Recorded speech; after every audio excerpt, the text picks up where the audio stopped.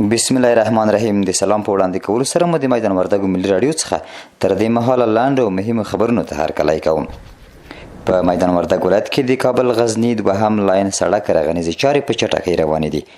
د یاد ولایت مسؤلین وایي هڅه کوي د ګڼې ګوڼې او ترافیکي پیښو د مخنیوي په موخه یې چارې ژر تر ژره بشپړې کړي.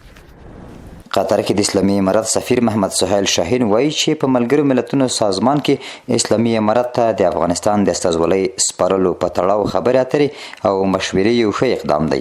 ښاغلي شاهین ټینګار کړی چې په ملګرو ملتونو سازمان کې د اسلامي امارت د استازي شتون یوه اړتیا او د افغانستان اسلامي امارت د حکومت حق دی.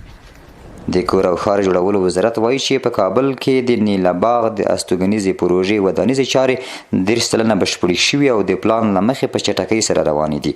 یاد وزارت زیاتوي هڅه کوي چې ودانیزې پروژې د ټاکلي وخت پلان او نقشې له مخې بشپړې کړي. یاده پروژه د چین هیواد د مرستې په ملاتړ له 1 میلیون امریکایي ډالرو زیات ارزښت لري. د کرنې اوبو لګولو او مالدارۍ وزیر مولوي عطاالله عمري په کابل کې د قزاقستان له سفیر کارنیز اکباسوف سره کتلي دي. په دې کتنه کې د کرنې مالدارۍ او اوبو لګولو په برخو کې د پانګونې پر فرصتونو د تخنیکي همکاریو په پراختیا او دوه اړخیزو اړیکو د پیاوړتیا پر موضوعاتو خبرې شوې دي. د ټولګټو وزیر ملا محمد عیسی ثاني ننګرهار، کونړ او نورستان ولایتونو ته د سفر پر مهال د ژیړی بابا، پشت او شیګل پلونو او د کونړ نورستان سړک د جوړولو له چارو څخه لیدنه کړې. نوموړي د کونړ نورستان سړک د پاتې برخو د جوړولو لپاره قراردادي شرکتونو ته لارښوونه کړې چې ژر تر ژره د خپلې چارې پیل کړي. د اوبو انرژۍ وزارت وایي چې د غور ولایت په دولینه ولسوالۍ کې د 9 میلیونه او 115,000 افغانیو په ارزښت د یوه چک ډیم جوړېدو چارې پیل شوې.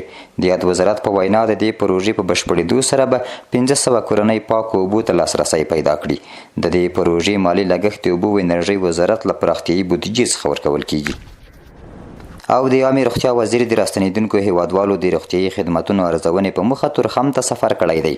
د عامې روغتیا وزیر مولوي نورجلال جلالي ننګرهار ته د سفر پر مهال تورخم کې بیرته راستنېدونکو هیوادوالو ته د وړاندې کېدونکو روغتیایي خدماتو ارزونه کړې. د عامې روغتیا وزارت وایي چې ښاغلي جلالي د لا غوره خدماتو وړاندې کولو په موخه مسؤلینو ته لازمې سپارښتنې کړې دي.